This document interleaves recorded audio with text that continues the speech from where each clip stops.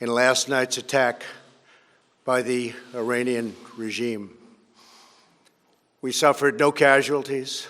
All of our soldiers are safe, and only minimal damage was sustained at our military bases.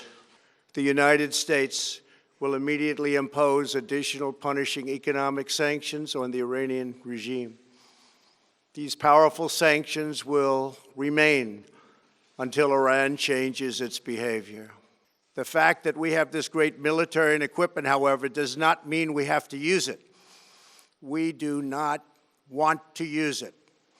American strength, both military and economic, is the best deterrent. He should have been terminated long ago.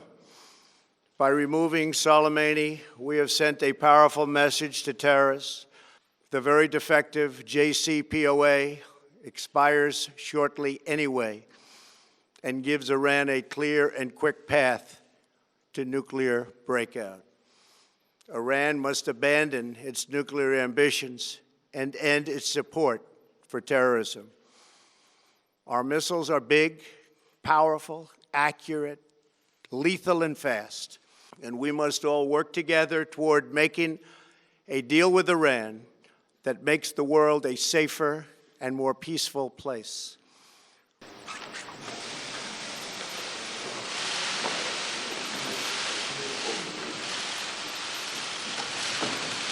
As long as I'm President of the United States, Iran will never be allowed to have a nuclear weapon. Good morning. I'm pleased to inform you the American people should be extremely grateful and happy. No Americans were harmed in last night's attack by the Iranian regime. We suffered no casualties. All of our soldiers are safe, and only minimal damage was sustained at our military bases. Our great American forces are prepared for anything. Iran appears to be standing down, which is a good thing for all parties concerned and a very good thing for the world. No American or Iraqi lives were lost because of the precautions taken, the dispersal of forces, and an early warning system that worked very well. I salute the incredible skill and courage of America's men and women in uniform. For far too long, all the way back to 1979 to be exact, nations have tolerated Iran's destructive and destabilizing behavior in the Middle East and beyond. Those days are over. Iran has been the leading sponsor of terrorism, and their pursuit of nuclear weapons threatens the civilized world. We will never let that happen. Last week, we took decisive action to stop a ruthless terrorist from threatening American lives. At my direction, the United States military eliminated the world's top terrorist, Qasem Soleimani. As the head of the Quds Force, Soleimani was personally responsible for some of the absolutely worst atrocities. He trained terrorist armies, including Hezbollah, launching terrorist strikes against civilian targets. He fueled bloody civil wars all across the region. He viciously wounded and murdered thousands of U.S. troops, including the planting of roadside bombs that maim and dismember their victims. Soleimani directed the recent attacks on U.S. personnel in Iraq that badly wounded 4 service members and killed 1 American, and he orchestrated the violent assault on the U.S. Embassy in Baghdad. In recent days, he was planning new attacks on American targets, but we stopped him. Soleimani's hands were drenched in both American and Iranian blood. He should have been terminated long ago.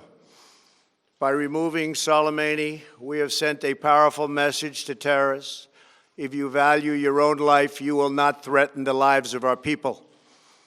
As we continue to evaluate options in response to Iranian aggression, the United States will immediately impose additional punishing economic sanctions on the Iranian regime.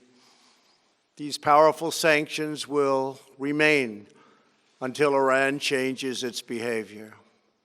In recent months alone, Iran has seized ships in international waters, fired an unprovoked strike on Saudi Arabia, and shot down 2 U.S. drones. Iran's hostilities substantially increased after the foolish Iran nuclear deal was signed in 2013, and they were given $150 billion, not to mention $1.8 billion in cash. Instead of saying thank you to the United States, they chanted death to America. In fact, they chanted death to America the day the agreement was signed. Then Iran went on a terror spree, funded by the money from the deal, and created hell in Yemen, Syria, Lebanon, Afghanistan, and Iraq.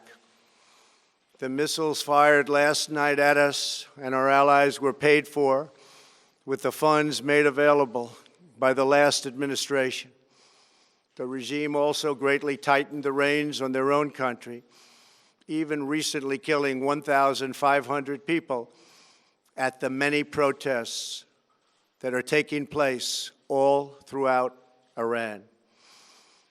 The very defective JCPOA expires shortly anyway and gives Iran a clear and quick path to nuclear breakout.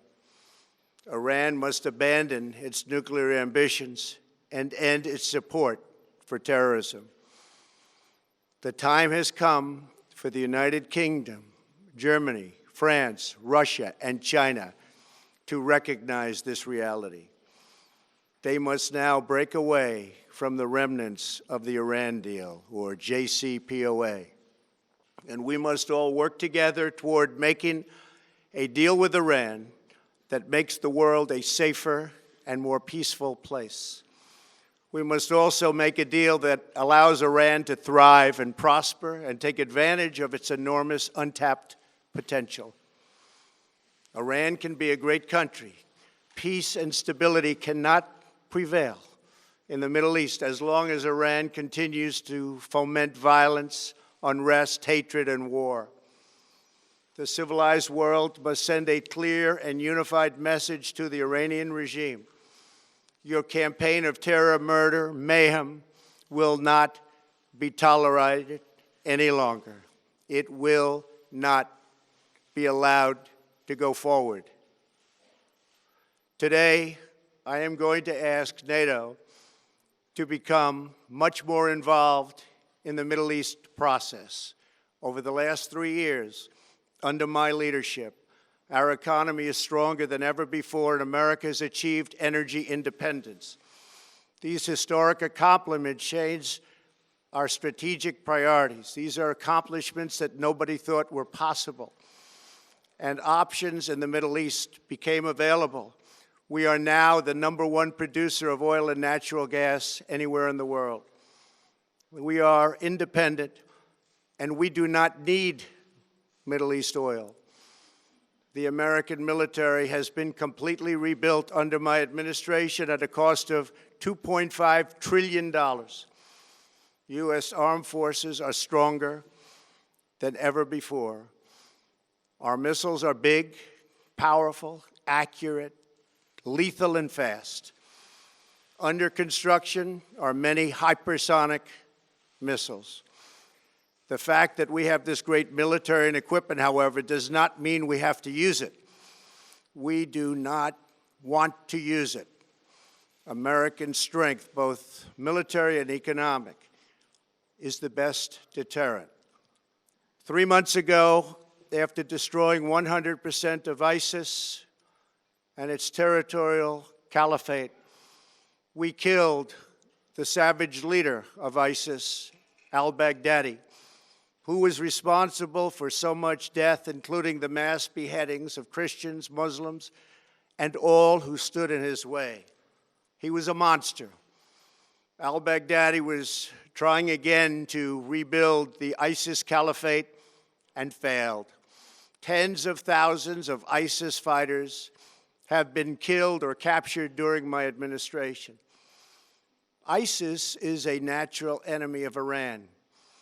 The destruction of ISIS is good for Iran, and we should work together on this and other shared priorities. Finally, to the people and leaders of Iran, we want you to have a future, and a great future, one that you deserve, one of prosperity at home and harmony with the nations of the world. The United States is ready to embrace peace with all who seek it. I want to thank you, and God bless America. Thank you very much. Thank you. Thank you. Mr. President, have it all be well.